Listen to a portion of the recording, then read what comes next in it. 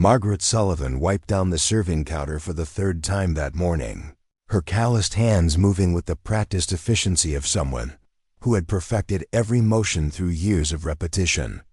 At 42, she possessed the kind of invisible presence that made students look right through her as they grabbed their lunch trays and hurried to their tables.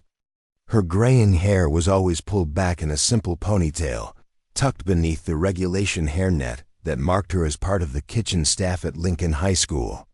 What none of them knew was that those same hands had once held championship belts in 3 different weight classes. Before we jump back in, tell us where you're tuning in from, and if this story touches you, make sure you're subscribed because tomorrow, I've saved something extra special for you.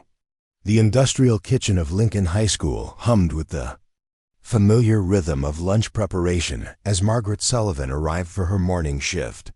The fluorescent lights cast harsh shadows across the stainless steel surfaces, creating an environment that felt more like a factory than a place where food was prepared with care. Margaret had worked in this kitchen for 8 years, ever since she'd hung up her boxing gloves and decided to pursue a quieter life away from the roar of crowds and the sting of championship lights. She clocked in at exactly 6:30 a.m., as she had every weekday for the past 8 years. Her routine was methodical and unchanging.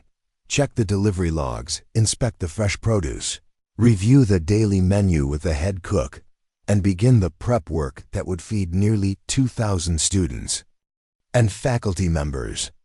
Margaret took pride in her work, even though she knew most people viewed cafeteria workers as invisible, interchangeable parts of the school's machinery. The kitchen staff at Lincoln High consisted of 6 full-time employees, each with their own specialties and territories.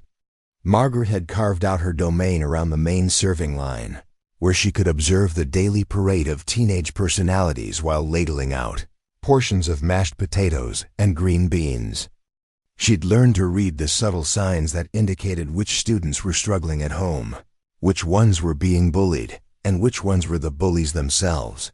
Her co-workers knew her as reliable but distant, someone who did her job competently, but rarely engaged in the gossip and drama that seemed to consume the rest of the staff. What they didn't know was that Margaret's reserve came from years of discipline learned in boxing gyms across the Midwest, where she developed the mental toughness that had carried her through 73 professional fights and earned her recognition as one of the most feared middleweights of her generation. Margaret's boxing career had begun in the most unlikely of circumstances. Growing up in Detroit as the youngest of 4 children in a household where her father worked double shifts at the auto plant and her mother cleaned office buildings at night, she'd learned early that the world was divided into those who could protect themselves and those who couldn't. Her introduction to boxing had come at 15, when her older brother Jake brought her to Murphy's gym to teach her how to defend herself after she'd been cornered by a group of older girls who'd stolen her lunch money. Coach Danny Murphy had taken one look at Margaret's natural stance and the fire in her eyes and knew he was looking at something special. Her first amateur fight had taken place 6 months later, and she'd won by knockout in the 2nd round.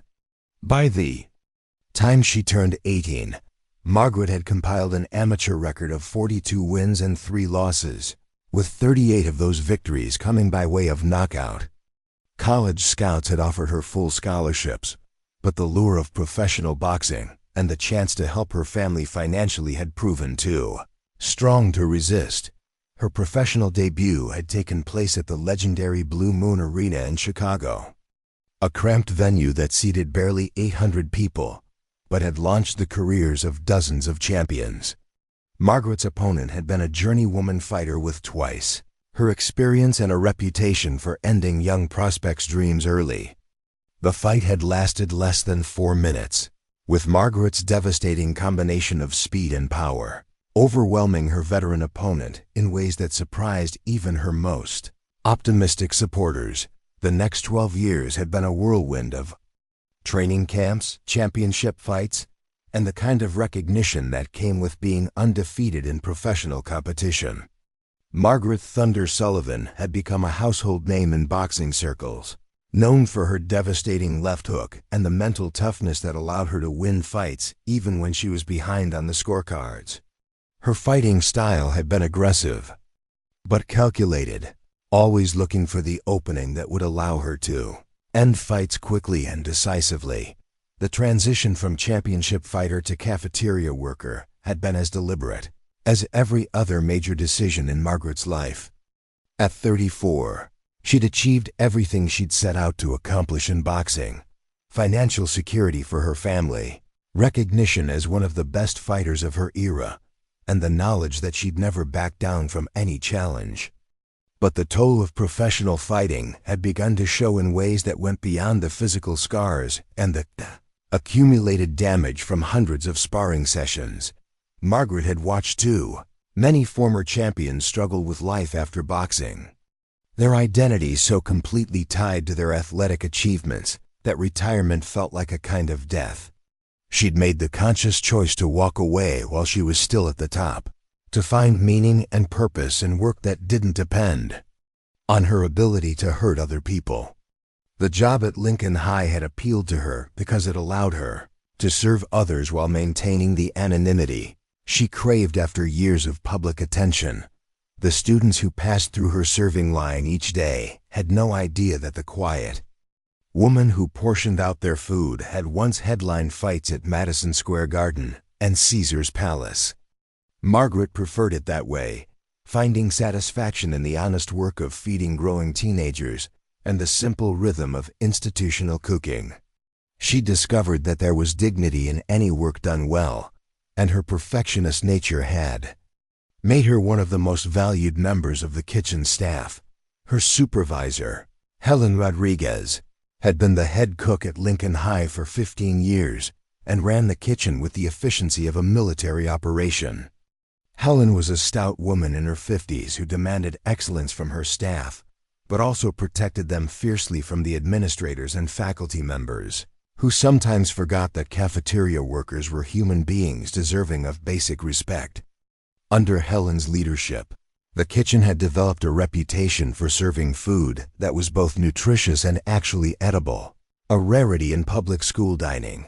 The other members of the kitchen staff had gradually accepted Margaret into their tight-knit group, though she remained somewhat apart from their daily interactions. Carmen Martinez worked the grill and had a talent for making even frozen hamburger patties taste decent through her careful seasoning and timing.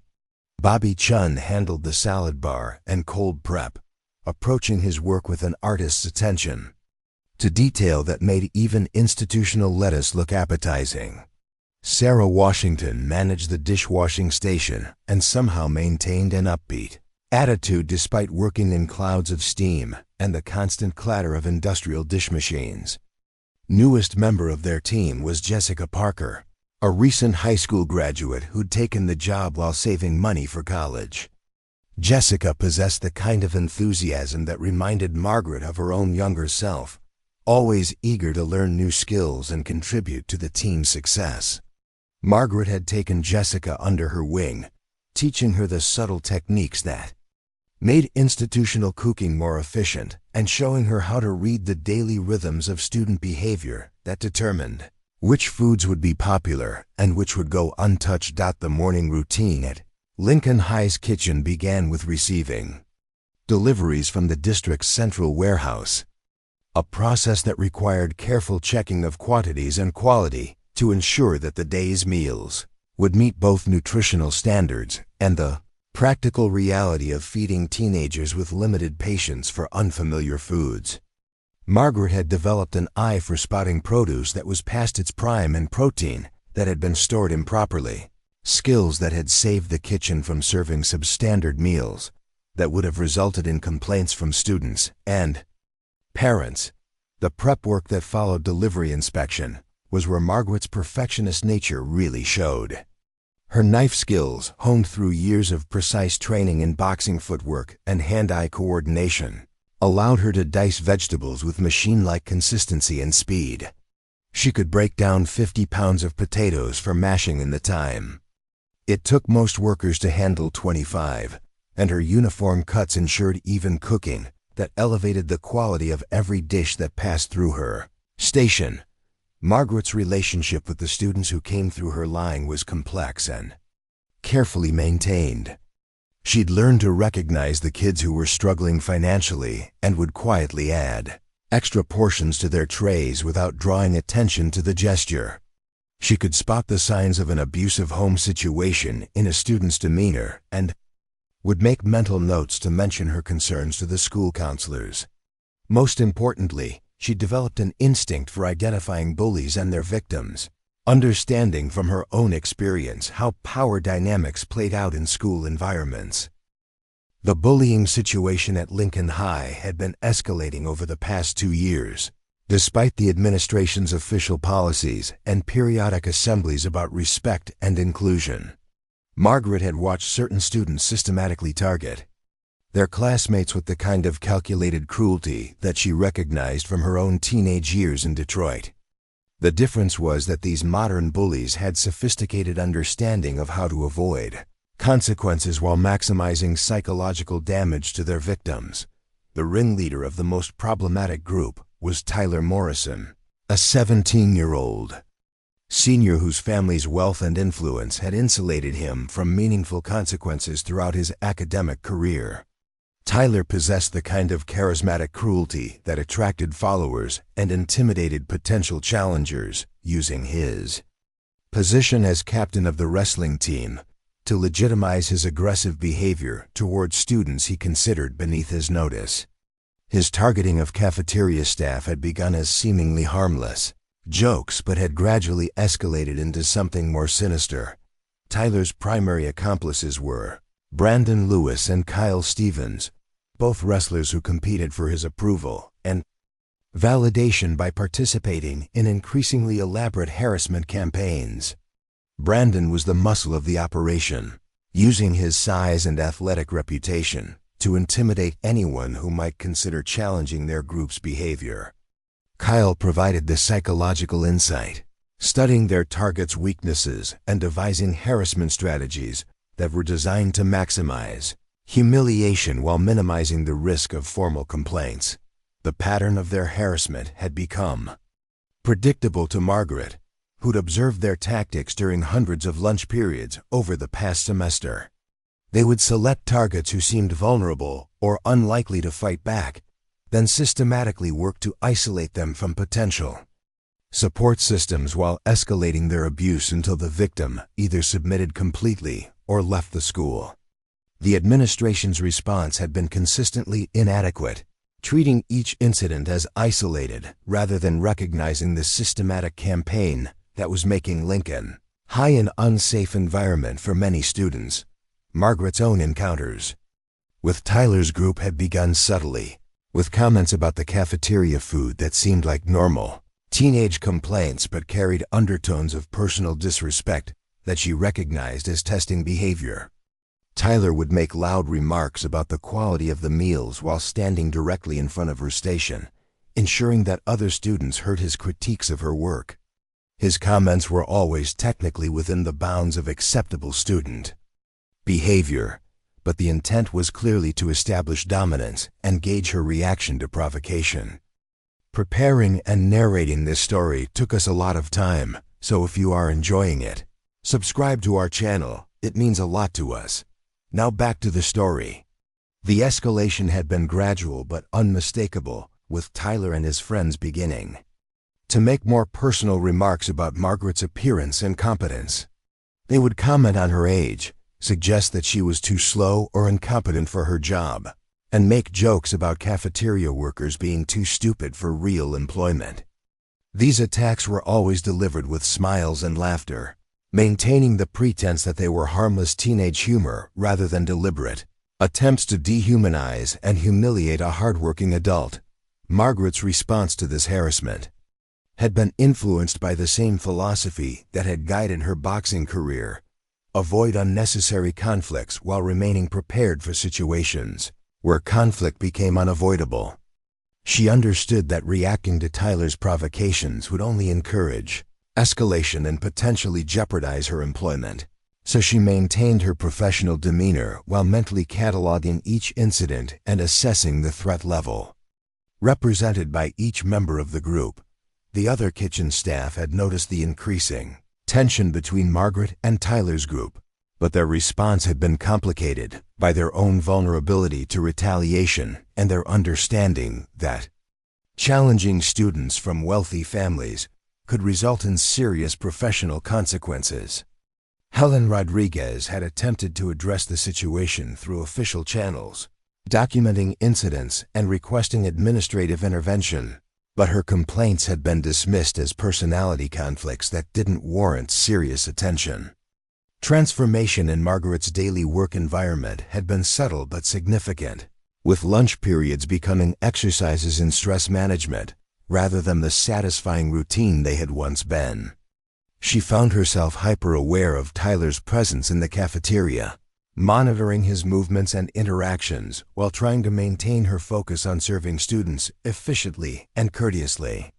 The energy required for this constant vigilance was exhausting in ways that reminded her of the mental preparation required for IOD championship fights. Margaret's evening routine had become a way of processing the daily stress and maintaining her emotional equilibrium in the face of systematic harassment. She would return to her small apartment across town, change out of her work clothes, and spend an hour working out in the converted garage that served as her private gym. The heavy bag, speed bag, and weights that filled the space were remnants of her professional career, maintained not for nostalgia, but as tools for staying physically and mentally sharp. These evening workouts served multiple purposes in Margaret's current life. The physical exercise helped her manage the stress and frustration that accumulated during her workdays, while the familiar rhythm of boxing training provided a connection to the person she had been before choosing the quiet anonymity of cafeteria work. More importantly, the training sessions reminded her that she possessed capabilities that went far beyond what her current circumstances might suggest to casual observers.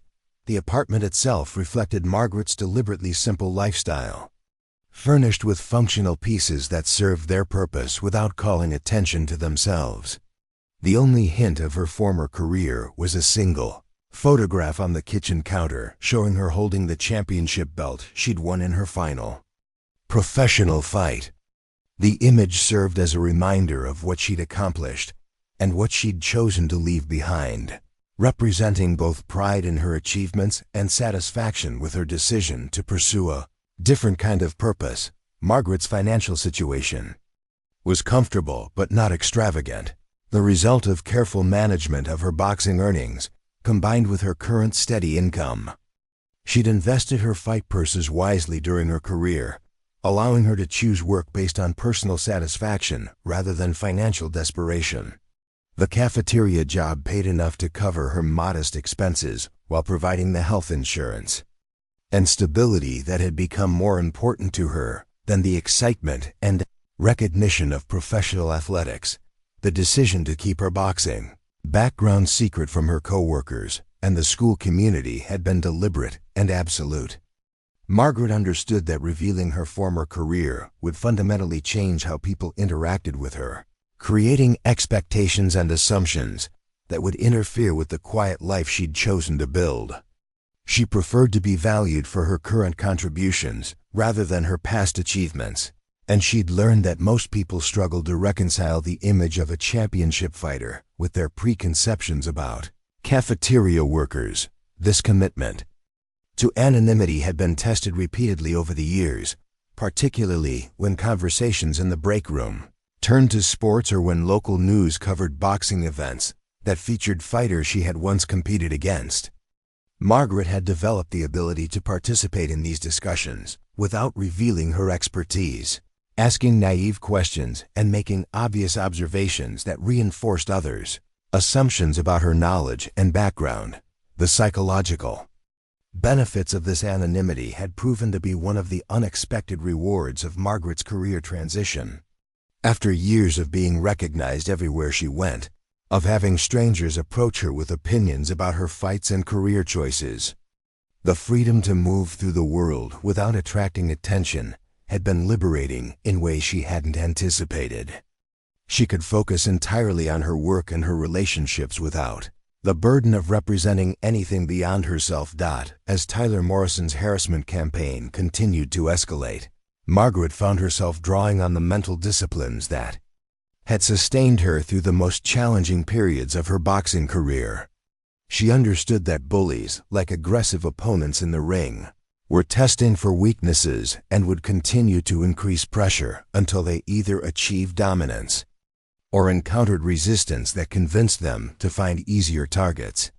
The question that occupied her thoughts during the long evening workouts was whether it would be possible to end Tyler's campaign without revealing capabilities that would shatter the carefully constructed anonymity she valued so highly.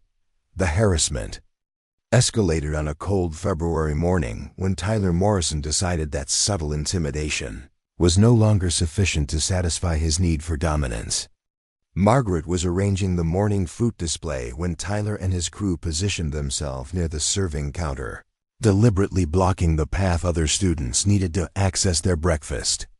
Their conversation was loud enough to be heard throughout the dining area, designed to draw attention to their performance rather than communicate privately among themselves.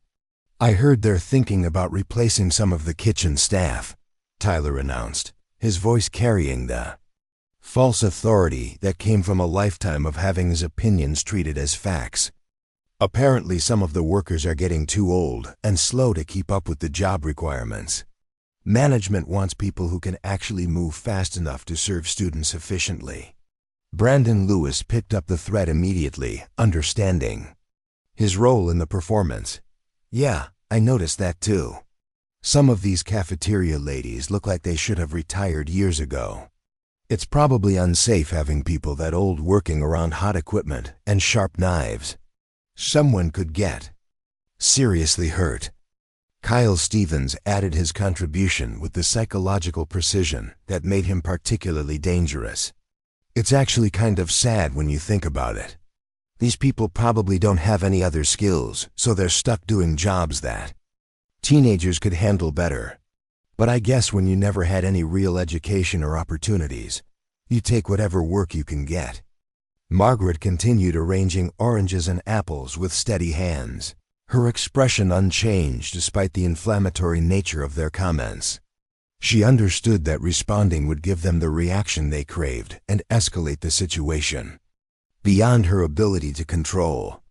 But she also recognized the shift in their tactics from general harassment to specific threats about her employment, indicating that Tyler was growing frustrated with her lack of response to his previous provocations. Morning incident was witnessed by dozens of students who were getting their breakfast, creating an audience that Tyler clearly relished. Some students looked uncomfortable with the obvious cruelty being displayed, but none intervened or challenged the behavior. Margaret understood the dynamics that prevented intervention. Tyler's social status and athletic reputation made challenging him socially dangerous, while the power structure of the school meant that defending a cafeteria worker offered no social benefits and significant potential costs.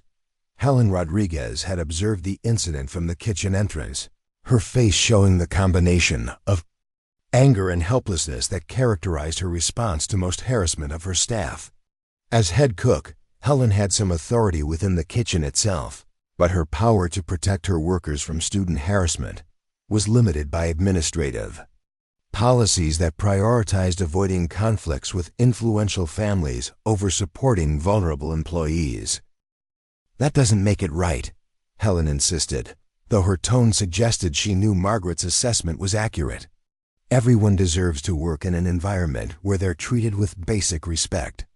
These kids need to learn that their wealth and social status don't give them the right to treat other people like garbage." The conversation was interrupted by the arrival of Jessica Parker, who'd witnessed the morning's harassment and was clearly upset by what she'd observed. At 19, Jessica still possessed the idealism that made her believe systematic problems could be solved through individual action and moral clarity.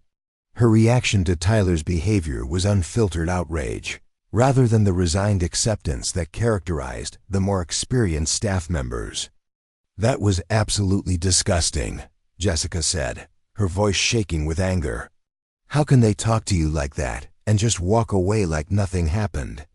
Someone should report them to their parents or the principal or whoever is supposed to. Be in charge of discipline around here." Margaret's response was gentle but firm, reflecting her understanding of the realities that Jessica was still learning. "Jessica, I know this seems terrible, and it is. But getting upset about it won't change anything, and making a big deal out of it will probably just make things worse. These boys have been getting away with this kind of behavior their entire lives, and they're not going to stop because we file complaints or ask their parents to intervene. So we're just supposed to let them treat us like dirt?" Jessica's question carried the frustration of someone discovering that the world operated according to rules she'd never been taught. "That's not fair, and it's not right. There has to be something we can do to make them stop." The idealism in Jessica's voice reminded Margaret of conversations she'd had with young fighters who couldn't understand why talent and dedication weren't always enough to guarantee success in professional boxing. The harsh realities of power dynamics and institutional indifference were lessons that had to be learned through experience rather than explanation, and Margaret knew that Jessica would eventually develop her own strategies for navigating these challenges. The lunch period brought a new level of intensity to Tyler's harassment campaign, as if the morning's incident had been a warm-up for more aggressive tactics. Tyler positioned himself at the front of the lunch line, using his status as a senior athlete to claim priority over younger students who would normally be served first. His presence at Margaret's station was clearly deliberate, designed to create maximum opportunity for interaction and potential confrontation. Well, Margaret," Tyler said, using her first name with the false familiarity that characterized his harassment technique. "I hope you're having a better day than this morning. You looked pretty stressed out during breakfast service. Maybe this job is getting too demanding for someone your age." Margaret served Tyler his portion of meatloaf and mashed potatoes with the same professional courtesy she showed every student, neither acknowledging his provocative comments nor changing her standard serving procedures. Her silence was strategic rather than submissive, designed to avoid providing the dramatic reaction that Tyler clearly expected and needed to maintain his performance for his audience. Brandon Lewis followed Tyler through the line, his contribution to the harassment reflecting his role as the muscle of their operation. "You know, Tyler, I was thinking about what you said this morning about safety in the kitchen.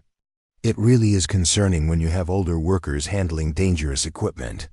Maybe we should suggest to the administration that they require regular fitness tests for cafeteria staff, just to make sure everyone can handle the physical demands of the job." Kyle Stevens completed the triumvirate with his characteristic psychological precision, his comments designed to undermine Margaret's sense of security and belonging in ways that were harder to document or challenge than obvious threats. "It's interesting how some people seem to think they're entitled to jobs they're not really qualified for. I mean, what kind of education do you need to work in a cafeteria? It's basically just scooping food onto plates, right? Hardly rocket science." The conversation continued as other students moved through the line, creating a captive audience for Tyler's performance while forcing Margaret to maintain her professional demeanor despite the increasingly personal nature of the attacks. She could see other students glancing between her and Tyler's group, some looking uncomfortable with the obvious harassment, while others seemed entertained by the power dynamics being displayed. Margaret's hands remained steady as she served student after student, but her mind was processing the escalation in Tyler's behavior and calculating potential responses. Her boxing experience had taught her to recognize the moment when psychological warfare crossed the line into actual threat, and she could sense that Tyler was approaching that boundary with each increasingly aggressive comment. The afternoon brought a new dimension to the harassment when Tyler began recruiting other students to participate in his campaign against Margaret. During the final lunch period, he orchestrated a series of complaints about the food quality that were designed to look like legitimate student concerns, while actually serving as attacks on Margaret's competence and professionalism. "Excuse me, ma'am," said a sophomore girl who'd clearly been coached by Tyler, "but this chicken looks kind of dry and overcooked. Are you sure it's safe to eat? I don't want to get food poisoning or anything." The complaint was followed by similar concerns from other students who'd obviously been prompted to question Margaret's food preparation and serving techniques. Each complaint was technically within the bounds of legitimate student feedback, but the coordination and timing made it clear that this was an organized effort to create the appearance of systematic problems with Margaret's work performance. Margaret handled each complaint with professional grace, offering to replace any food that students found unsatisfactory while internally noting the names and faces of Tyler's recruits. Her experience in competitive boxing had taught her to remain calm under pressure while gathering intelligence about her opponent's strategies and weaknesses, skills that proved valuable in navigating this more complex form of psychological combat. Helen Rodriguez observed the orchestrated complaint campaign from the kitchen entrance, her expression showing the controlled anger of someone who recognized deliberate harassment disguised as legitimate concerns. After the last student had been served, she approached Margaret with the documentation forms that would be required to report the incident to the administration.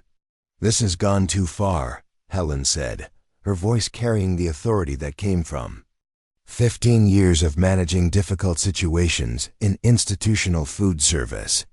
"Tyler Morrison is deliberately organizing harassment against you, and I'm not going to let it continue.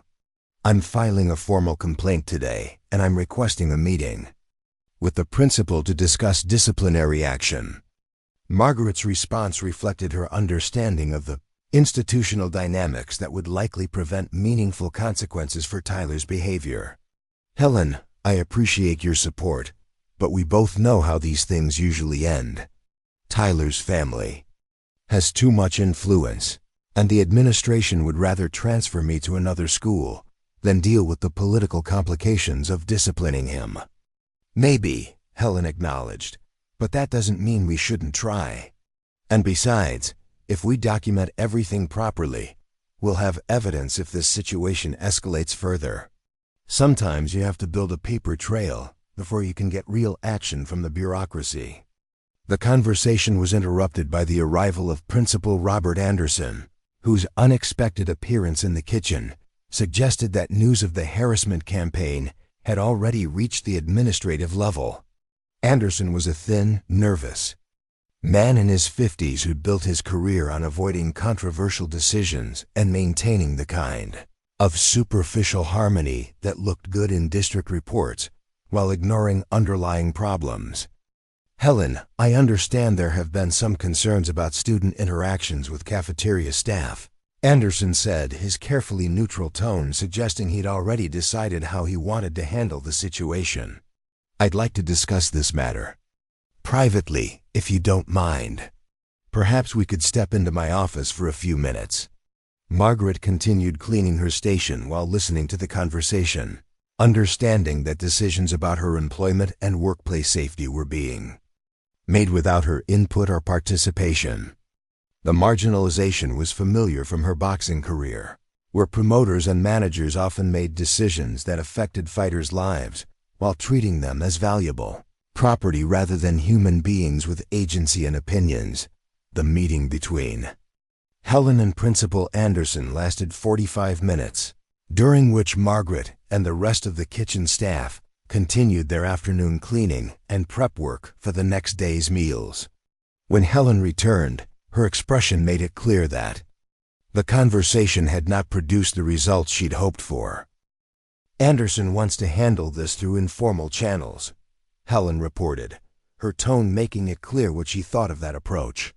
"He's going to have a casual conversation with Tyler about appropriate behavior toward school staff, and he's asked me to keep him informed if there are any further incidents." He also suggested that we might want to consider adjusting your schedule to minimize interactions with problematic students. Margaret's response was immediate and definitive. No, I'm not changing my schedule or my duties because some spoiled teenager wants to play power games. I've worked this shift for 8 years, and I'm not about to let Tyler Morrison chase me away from my job. I told Anderson the same thing, Helen said, but he's worried about escalation. He thinks Tyler might be looking for a dramatic confrontation, and he wants to avoid any situations that could result in complaints from parents or negative publicity for the school. The administrative response crystallized Margaret's understanding of her situation. She was completely on her own in dealing with Tyler's harassment, with no institutional support and no realistic prospect of intervention from authority figures, who were more concerned about protecting their own positions than ensuring employee safety. The realization was both liberating and terrifying, removing any illusions about external help while clarifying that she would ultimately have to handle this situation herself. That evening, Margaret's workout in her garage gym took on a different character than her usual stress relief sessions. Instead of simply burning off frustration and maintaining fitness, she found herself running through combination sequences and defensive scenarios with the kind of focused intensity that had characterized her preparation for championship fights. Her body remembered the movements automatically, muscle memory preserving skills that had been honed through thousands of hours of training. The heavy bag absorbed the impact of punches thrown with increasing power and precision as Margaret allowed herself to imagine what it would feel like to respond to Tyler's harassment with the directness that had defined her fighting career. The fantasy was satisfying but also troubling, representing a violation of the principles that had guided her transition from professional violence to peaceful service. She'd chosen her current life specifically to avoid situations where physical confrontation might be necessary or justified. As the workout progressed, Margaret found herself thinking about the other students who'd been targeted by Tyler's group over the years, particularly the younger and more vulnerable ones who lacked any means of defending themselves.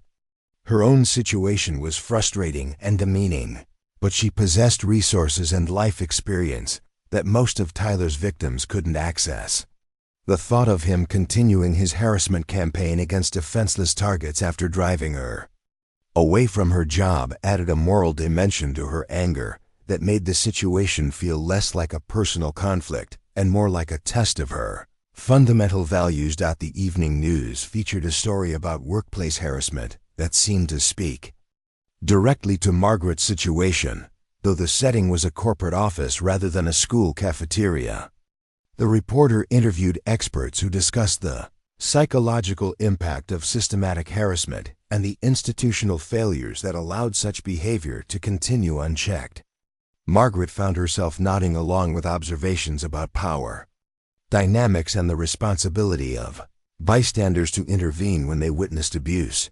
But she also recognized the gap between theoretical understanding and practical reality.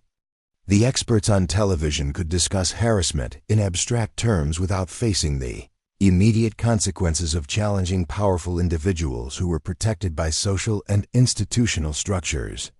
Margaret's situation required real-world decisions that would have lasting effects on her employment, her safety, and her carefully constructed privacy. As she prepared for bed, Margaret looked at the championship photograph on her kitchen counter with new eyes. For 8 years, the image had represented her past accomplishments and her conscious choice to pursue a different kind of purpose. Tonight, it seemed to be asking a question about whether some situations demanded the use of capabilities that she'd deliberately set aside, whether her commitment to peaceful resolution was wisdom or cowardice. When applied to Tyler Morrison's escalating harassment, the answer, Margaret realized, would depend on Tyler's next move and her own willingness to risk everything she'd built in her post-boxing life to defend principles that might not be worth protecting if doing so enabled continued abuse of innocent people. The shy cafeteria worker and the championship Fighter were approaching a moment of reckoning that would determine which identity would define her response to the crisis that was clearly approaching. The breaking point came on a busy Wednesday. During the peak lunch rush, when Tyler Morrison decided that psychological warfare was no longer sufficient to satisfy his need for total dominance. Margaret was serving the daily special of chicken parmesan when Tyler approached her, stationed with Brandon and Kyle flanking him in a formation that immediately caught her attention. Their positioning was deliberate, designed to create a semicircle that would prevent easy escape while ensuring maximum visibility for whatever performance Tyler had planned. "Margaret, we need to have a serious conversation," Tyler announced, his voice carrying the false authority of someone who'd never faced real consequences for his actions. "I've been getting complaints from other students about the quality of your food service, and I think it's time we address this situation directly." The lunch line had backed up behind Tyler's group, creating an audience of hungry students who had no choice but to witness whatever confrontation was about to unfold. Margaret recognized the tactical advantage Tyler was creating for himself while simultaneously understanding that this moment represented the culmination of weeks of escalating harassment. Her boxing instincts cataloged the positions of all three boys, while her professional training kept her voice calm and steady. "Tyler, if you have concerns about the food service, there are proper channels for making complaints," Margaret replied, continuing to serve students while speaking. "You can speak with Mrs. Rodriguez or submit feedback through the main office. Right now you're holding up the lunch line and preventing other students from getting their meals." Tyler's response revealed that he'd moved beyond rational grievances into the realm of personal vendetta. "I don't think you understand the seriousness of this situation, Margaret. My father serves on the school board, and he's very concerned about reports of declining food quality and unprofessional behavior from cafeteria staff. Some people think it might be time for personnel changes in this department." The threat was now explicit rather than implied, crossing the line from harassment into direct intimidation that demanded immediate response. Margaret set down her serving spoon and gave Tyler her full attention, her posture shifting in ways that trained observers would have recognized as preparation for physical confrontation. The change was subtle but unmistakable to anyone familiar with combat sports. "Tyler, I'm going to ask you one time to step aside and allow other students to get their lunch," Margaret said, her voice carrying a new edge that made several nearby students unconsciously step backward. "If you have legitimate concerns about my work performance, you're welcome to discuss them with the administration through appropriate channels." Instead of backing down, Tyler interpreted Margaret's firmer response as a challenge to his authority and social status. His next action would prove to be the fatal miscalculation that transformed harassment and assault. Reaching across the serving counter with deliberate aggression, Tyler grabbed the front of Margaret's apron and pulled hard enough to tear the fabric, creating a loud ripping sound that echoed throughout the suddenly silent cafeteria. "Listen here, old lady," Tyler snarled, his mask of civilized harassment finally slipping to reveal the entitled cruelty beneath. "You work for us. You serve us. And when we tell you there's a problem with your attitude, you fix it or you find somewhere else to work. Do you understand me?" The physical assault on her uniform represented a violation that went beyond workplace harassment into criminal territory. But more importantly for Margaret, it triggered reflexes that had been conditioned through years of professional fighting.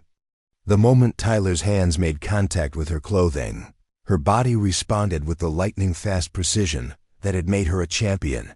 Margaret's left hand moved with snake-like speed to break Tyler's grip on her apron, applying a wrist control technique that immediately freed her from his grasp while simultaneously positioning her for counterattack. Her right hand followed with a short, sharp jab that connected with Tyler's solar plexus, with enough force to double him over and send him staggering backward into Brandon Lewis. The entire sequence took less than 2 seconds, but the effect on the crowded cafeteria was electric. Students who had been watching the confrontation with uncomfortable fascination suddenly found themselves witnessing something far beyond typical school drama. The quiet cafeteria lady had just demonstrated fighting skills that none of them had imagined possible. Brandon Lewis, seeing his leader incapacitated and gasping for breath, made the mistake of lunging forward to defend Tyler's honor and maintain their group's reputation for intimidation. His aggressive advance was met with a textbook right cross that caught him flush on the jaw with precisely calculated force. The punch sent Brandon crashing into a nearby lunch table, sending trays and food flying while leaving him dazed and struggling to understand what had just happened. Kyle Stevens, demonstrating the survival instincts that made him more dangerous than his physically stronger companions, immediately raised his hands in surrender and began backing away from Margaret's position. I'm sorry," he stammered, his psychological manipulation tactics proving useless against someone who possessed both the ability and willingness to end conflicts through superior force. Margaret stood behind the serving counter, her breathing steady and her posture relaxed despite having just incapacitated two athletic 17-year-olds in less than 10 seconds. The transformation in her demeanor was complete and irreversible. Gone was the deferential cafeteria worker who had endured weeks of harassment without response. In her place stood someone whose confidence and capability were unmistakable to everyone in the room. "My name is Margaret Sullivan," she said, her voice carrying clearly throughout the now silent cafeteria. 73 professional fights, 68 wins, 42 by knockout. I held the WBA middleweight championship for 3 years and retired undefeated because I wanted to help feed children, not because I couldn't fight anymore. The revelation hung in the air like a physical presence, recontextualizing every interaction anyone had ever had with the quiet woman who served their daily meals. Students pulled out their phones to record the aftermath, while others simply stared in amazement at the dramatic reversal of power dynamics they had witnessed. Tyler Morrison slowly straightened up, his face showing the pale complexion and shocked expression of someone whose entire worldview had just been shattered. The confident swagger that had defined his approach to conflict was replaced by the dawning realization that he had seriously miscalculated the nature of his target. Blood trickled from his nose where Margaret's initial strike had connected, and his breathing was still labored from the solar plexus shot that had dropped him. "You can't do this," Tyler wheezed, his voice lacking its usual authority. "My father will have you arrested. You can't assault students. You'll lose your job and go to jail." Margaret's response demonstrated the calm certainty of someone who had faced far more dangerous opponents than a spoiled teenager having a tantrum. "Tyler, you grabbed me first. Everything I did was self-defense, and it was witnessed by about 200 students who saw you assault me. If you want to call the police, go ahead. I'll be happy to explain to them how a trained professional fighter used the minimum necessary force to stop an unprovoked attack." The crowd of students began to murmur as the implications of what they'd witnessed sank in. Cell phone videos were already being uploaded to social media, and the story of the cafeteria lady, who was secretly a boxing champion, was spreading through the school's communication networks with viral speed. Margaret understood that her carefully guarded anonymity was permanently shattered, but she felt no regret about the revelation. Helen Rodriguez arrived at the scene, having heard the commotion from the kitchen, her expression shifting from concern to amazement as she processed the sight of Tyler Morrison and Brandon Lewis looking thoroughly defeated while Margaret stood calmly behind her serving station. The head cook had known Margaret for 8 years without suspecting that her quiet employee possessed such formidable capabilities. "Margaret," Helen said carefully, "are you all right? What happened here?" Margaret's explanation was concise and factual, delivered with the same professional tone she might use to describe any workplace incident. "Tyler Morrison grabbed and tore my apron while making threats about my employment. I defended myself using the minimum necessary force to stop his assault. Brandon Lewis attempted to join the attack and was also subdued. Kyle Stevens wisely chose not to participate further in the conflict. The arrival of Principal Anderson and the school security officer signaled the beginning of the official response to an incident that would require careful documentation and investigation. Anderson's expression showed the complex mixture of concern and calculation that characterized his approach to any situation with potential legal or political ramifications. As statements were taken and evidence was gathered, Margaret found herself at the center of attention in ways she hadn't experienced since her fighting career. The difference was that this time, the attention was entirely positive. Students approached her throughout the afternoon to express their admiration and share stories of their own encounters with Tyler's harassment. Many revealed that they had been victims of his behavior, but had felt powerless to respond. The transformation in Margaret's status within the school community was immediate and dramatic. Teachers who had barely acknowledged her existence for 8 years suddenly wanted to hear about her boxing career and congratulate her on standing up to Tyler's group. Parents called the school to express their support for her actions and their gratitude that someone had finally held their children's tormentors accountable. By the end of the school day, Margaret Sullivan was no longer the invisible cafeteria worker who preferred anonymity to recognition.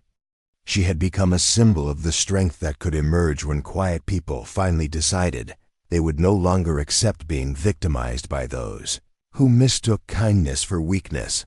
The investigation that followed Margaret's revelation transformed Lincoln High School into the center of a media storm that extended far beyond the local community. Within hours of the cafeteria confrontation, cell phone videos had spread across social media platforms, turning Margaret Sullivan into an overnight sensation whose story resonated with millions of people who had faced workplace harassment or bullying in their own lives. Detective Maria Santos arrived at Lincoln High that evening to conduct formal interviews with all parties involved in the incident. A 20-year veteran of the police force who had handled countless assault cases, Santos found herself dealing with a situation unlike anything in her professional experience. The evidence was overwhelming that Margaret had acted in self-defense, but the dramatic skill differential between the combatants created complexities that required careful documentation. Mrs. Sullivan, Detective Santos began during their private interview. I need you to walk me through exactly what happened in the cafeteria today. Take your time and be as detailed as possible about the sequence of events that led to physical contact.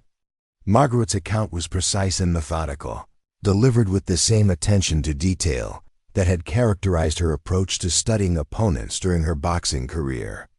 She described Tyler's escalating harassment campaign over the preceding weeks, the specific threats he had made about her employment, and the moment when he crossed the line from verbal intimidation to physical assault by grabbing and tearing her apron.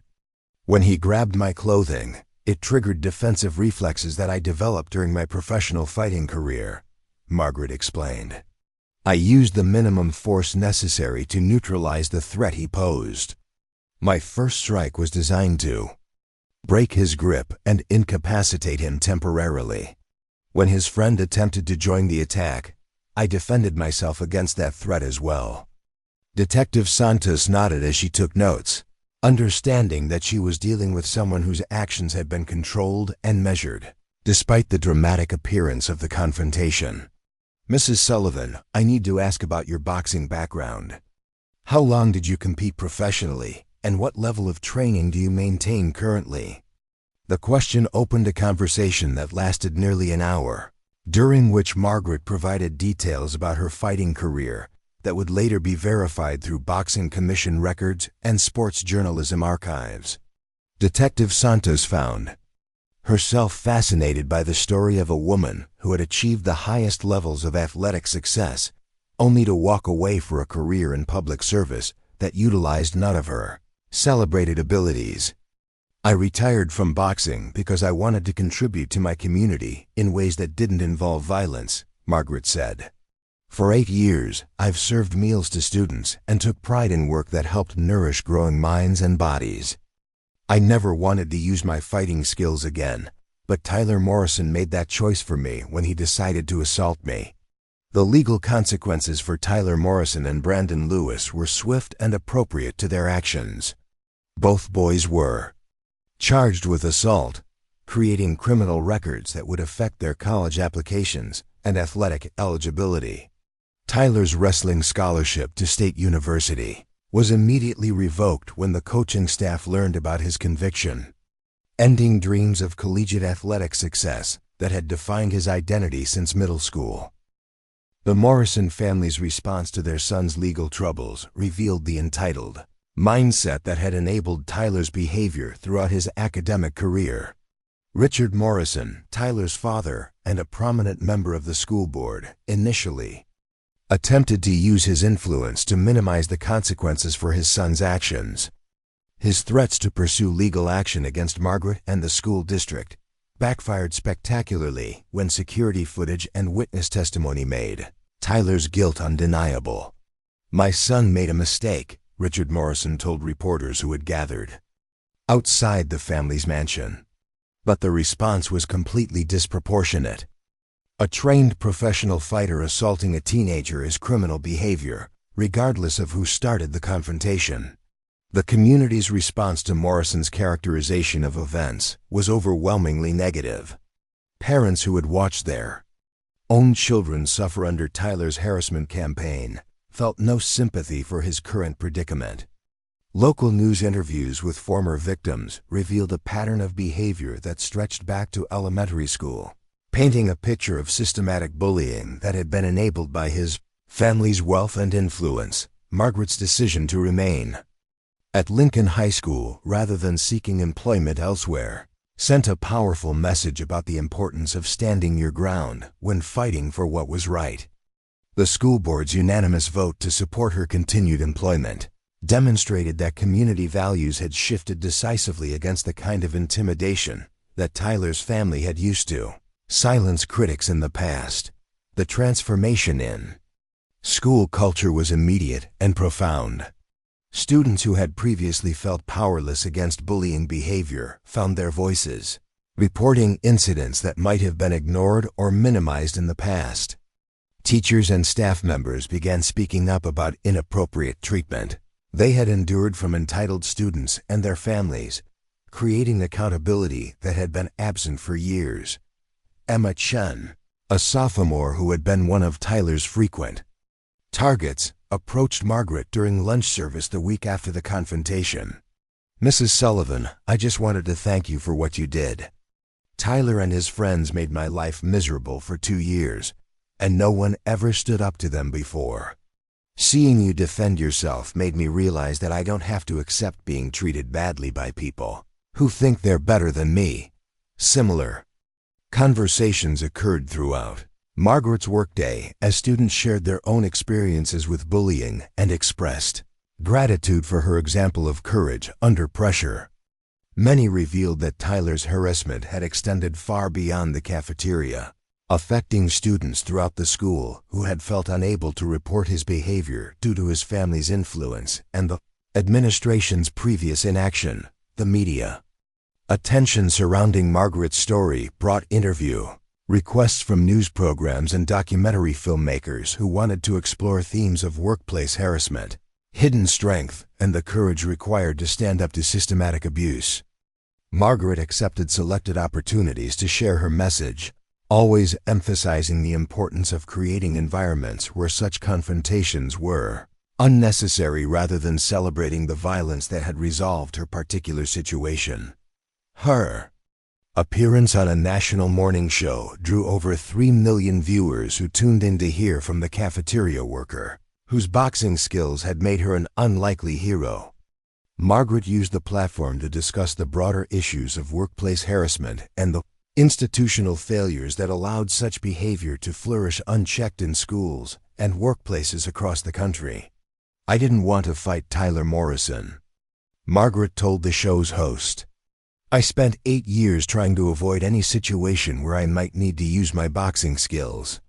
But sometimes bullies interpret kindness as weakness, and they'll continue escalating their behavior until someone draws a line they can't cross. I hope my story encourages institutions to address harassment before it reaches the point where individuals have to defend themselves. The scholarship program that Margaret established using donations from supporters around the world grew into a significant resource for students facing bullying or harassment in their educational environments. The fund provided not just financial assistance, but comprehensive support services including counseling, legal advocacy, and mentorship programs that connected recipients with adults who had overcome similar challenges. Jessica Parker, the young kitchen worker who had been so outraged by Tyler's initial harassment, became Margaret's closest ally in developing anti-bullying initiatives that extended throughout the school district. Her youthful idealism, tempered by Margaret's practical experience, created programming that was both inspirational and effective in creating cultural change within educational institutions. The annual assembly that Margaret organized to address bullying and harassment drew participants from across the state, featuring speakers who had overcome various forms of adversity, while emphasizing the importance of institutional support for victims of abuse. These events became models for similar programs in other districts, multiplying the impact of Margaret's decision to finally use her hidden strengths to protect herself and others. Coach Danny Murphy, Margaret's former trainer who had launched her boxing career 3 decades earlier, traveled from Detroit to attend one of these assemblies. Now in his 70s, Murphy had followed Margaret's post-boxing career with pride, understanding better than most the courage required to walk away from championship success to pursue service to others.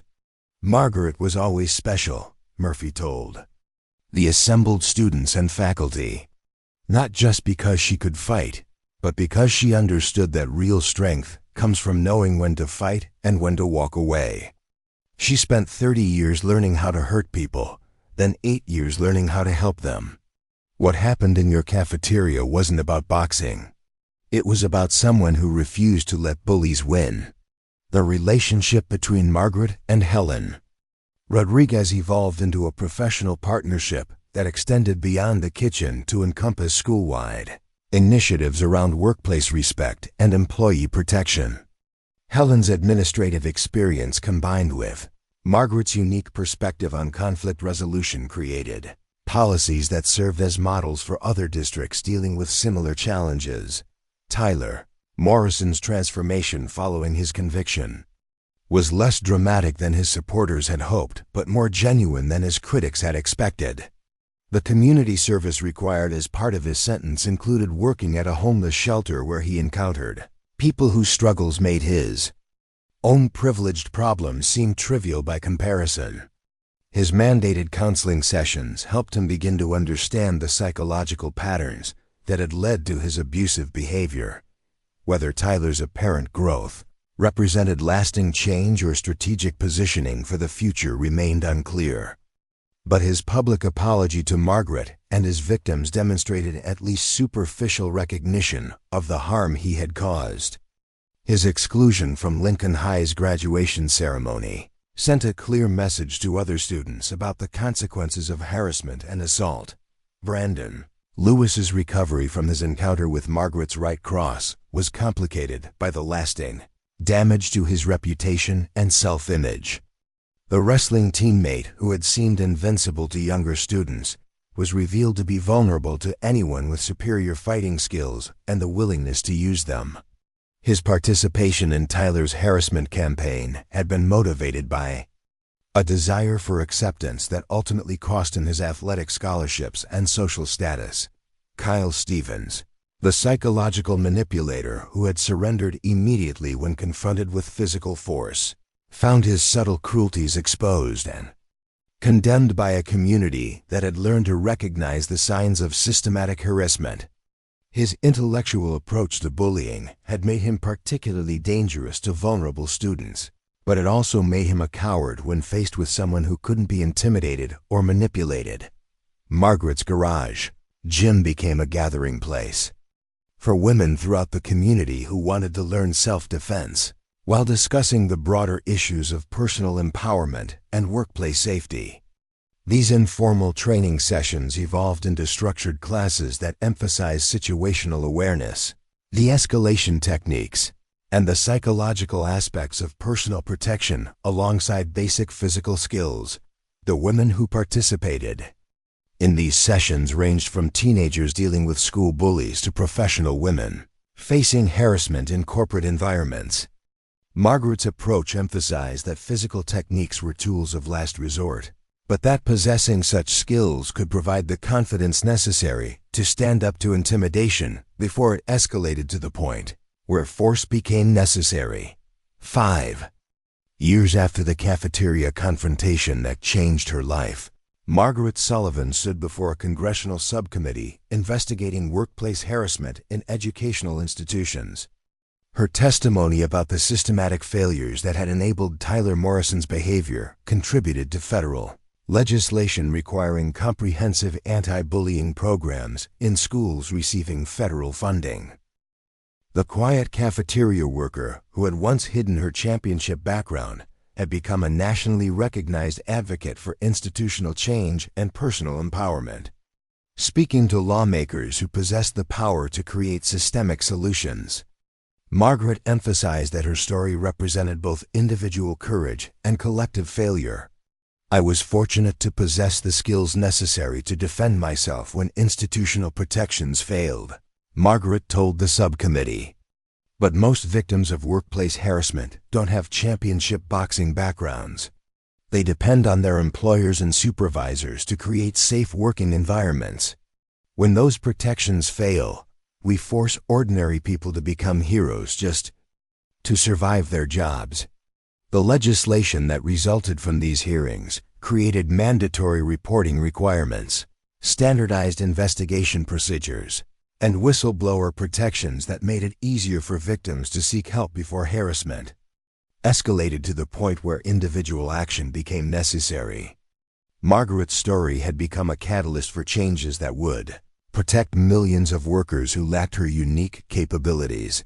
Standing in her kitchen that evening, Margaret looked at the championship photograph that had once represented her past accomplishments but now symbolized the integration of all aspects of her identity. The shy cafeteria worker and the professional fighter had learned to coexist, creating a version of herself that was more complete and effective than either identity alone could have provided. The lesson she had taught in the Lincoln High cafeteria had rippled outward through countless lives, demonstrating that strength could be hidden beneath the most unassuming exteriors, and that sometimes the most important victories were won by those who had spent years avoiding unnecessary conflicts. Margaret Sullivan had shown an entire nation that heroes often looked like ordinary people until circumstances demanded they reveal their true capabilities.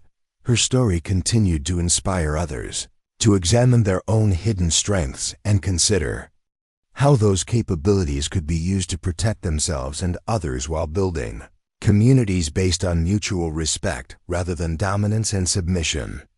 The quiet strength that had once seemed like a contradiction in terms had become a model for authentic leadership and moral courage that would influence generations of people who learned that the most powerful force of all was sometimes the willingness to finally stop accepting being victimized by those who mistook kindness for weakness.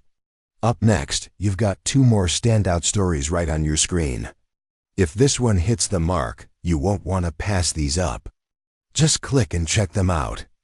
And don't forget to subscribe and turn on the notification bell so you don't miss any upload from us.